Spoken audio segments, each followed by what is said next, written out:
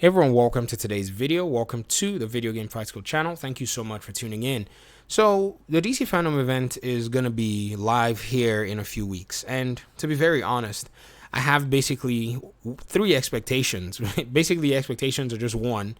But I wish Warner Brothers Games Montreal would really understand that this one expectation, or in my video, three expectations, is something that would be very critical for how fans perceive this game. And that is combat.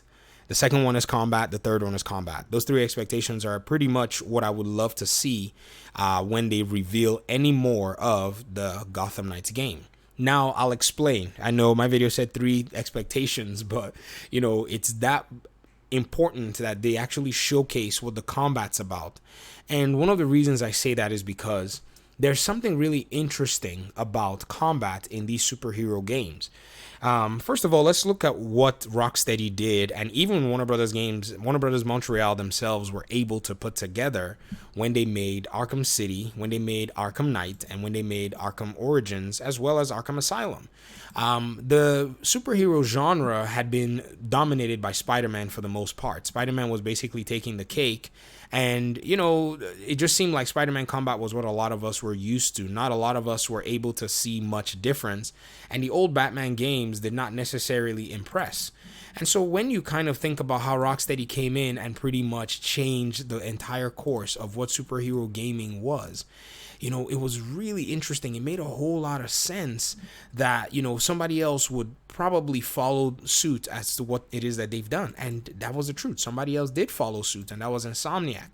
Because people understood that one of the things that really made, the Arkham games quite popular was the fact that you had this very grit-based combat. Now, I know there are people who probably think that the combat in Arkham is not necessarily the most impressive, but to that I say you don't understand, pretty much how much that combat is quite unique and very challenging to put together. If you ever pick up game development, you will understand that it is a work of art. It is in the most interesting and most intricate points, that what you have in the Arkham games is kind of a gaming miracle, and that's why Insomniac pretty much borrowed heavily from it. And so because of this paradigm, a lot of people that play these games extensively play them because of the combat. I'm not saying that they play it exclusively for the combat. Please do not, misconstrue my thinking. I'm just saying that many people enjoy what the combat offers and what the combat brings to the table. And this is a huge reason why I believe that now that they've had a second opportunity to show us exactly what it is that this game is about, I strongly believe that they have to make sure that combat is a huge portion of that. Now, when it comes to lore, when it comes to the other characters and all of that, these are important aspects.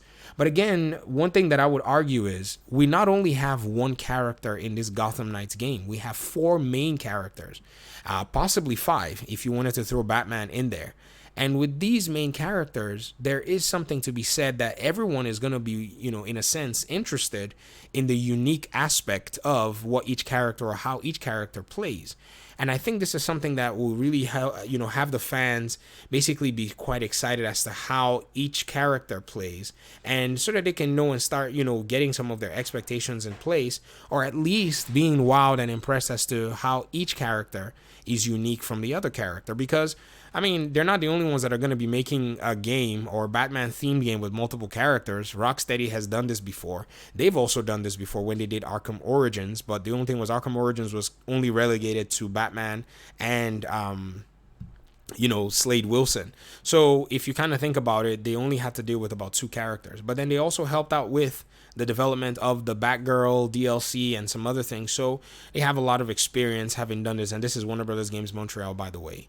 So when you think about the fact that there's going to be Nightwing, there's going to be Red Hood, there's also going to be Robin, there's going to be Batgirl, and potentially Batman, you have to understand that a lot of the different audiences and the different fans for these different characters will be very excited and happy to see their own characters and how that character is going to, interact with bad guys, interact with, the systems that they've actually put in place. And the one way that superheroes interact with bad guys is through combat. And I think this is something a lot of people are going to want to see. And like I said, I'm not trying to diminish lore and, villains and stories. But again, I think at this point with the DC Fandom event, they really need to bring that combat to light. The last reveal that we got was just a slice, a very, very small slice that tried to show everything. And I think that was more of a teaser. And that's quite understandable. But the game comes out perhaps in about a year, maybe even earlier. And I don't think teaser level of material is what we need right now. I think that's exactly, just a portion of what we need. But like I said, and I argue in this video, combat is going to be a very huge deal. And I think it will play to their advantage that if they show the combat systems, if they even show progression systems as well, I think it's going to really get the fans excited. I think pre-order numbers are going to go up. And that's what I would love to see, by the way. For those of you who may think, I'm super critical into my coverage and all, is because I've been dealing with the gaming industry for a few years. I know many people are really hyped and all they just want to see is the positive and the hype and, everybody cheering the game on. But trust me, it doesn't really matter who's making the game. What matters is that they bring the finished product to the public and to the community. And this is not something that we've had a lot of confidence in the past few years, if you understand what I mean.